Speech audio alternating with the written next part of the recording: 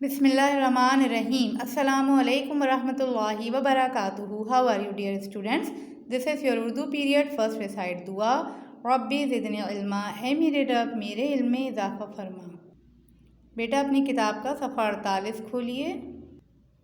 صفحہ 48 پہ ہم آ گئے ہیں بیٹے، اور یہاں ہمیں مشق دی گئی ہے کون سے سبق کی؟ سبق نمبر 10 آلودگی کی. ٹھیک ہے، یہاں پہ آج کا دن لکھ لیجئے، تاریخ ڈال لیجئے. نمبر 1، سوالوں کے جواب لکھیں. الف، گاؤں میں بچوں کا منتظر کون تھا؟ جی بیٹے، گاؤں میں بچوں کا منتظر کون تھا؟ دادا اور دادی. لکھ لیجئے، گاؤں میں بچوں کے منتظر دادا دادی تھے.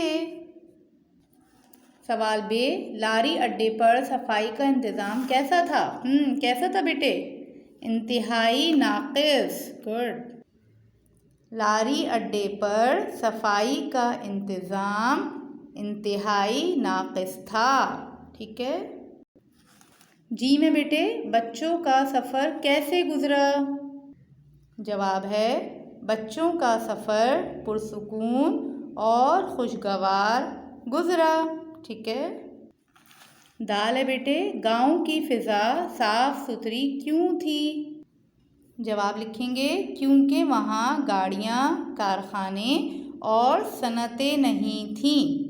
یہی وجہ بتائی تھی نا دادا جان نے کہ گاڑیاں، کارخانے، صنعتیں نہیں ہیں، وہاں سے دھواں نہیں نکلتا، زہریلے مادے نہیں نکلتے، اس لیے گاؤں کی فضا خوشگوار تھی. سوال نمبر ہے بیٹے، شہر کا ماحول کیوں آلودہ ہو رہا ہے؟ جی بتائیے، کیوں آلودہ ہو رہا ہے؟ کیونکہ یہاں گاڑیاں بہت ہیں، اس سے دھواں نکل رہا ہے، پھر کارخانے ہیں، پھر صنعتیں ہیں، وہاں سے بھی دھواں اور گندے مادے نکلتے ہیں. تو اس کا جواب کیا لکھیں گے؟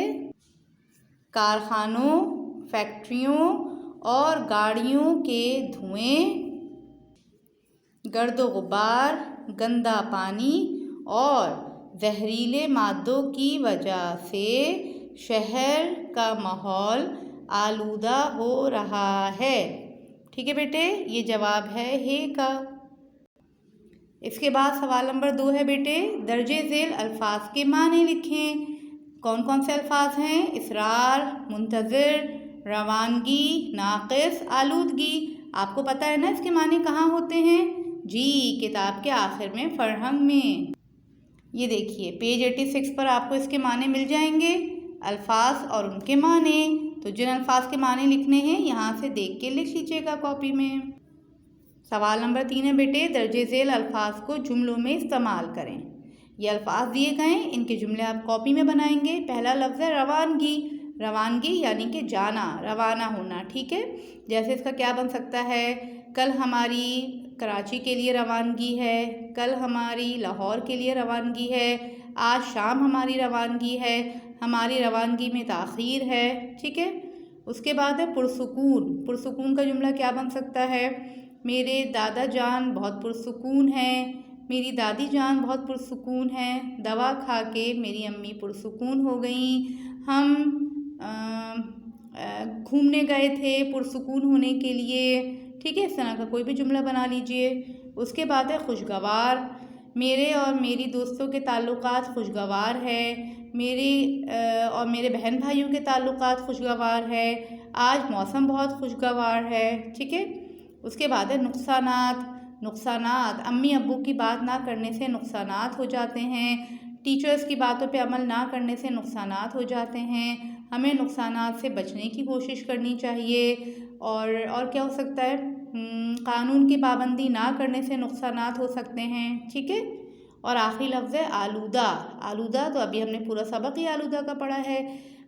گٹر کا پانی آلودہ ہے، اور ہمیں اپنا ماحول آلودہ نہیں کرنا چاہیے. ٹھیک ہے. تو اس طرح سے آپ اپنے جملے بنا لیجیے گا. اس کے بعد ہے بیٹے سوال نمبر 4، سبق کے مطابق خالی جگہ پر کریں. یا آپ کو کتاب میں ہی کام کرنا ہے. ٹھیک ہے. اگلے صفحے پر آئیے.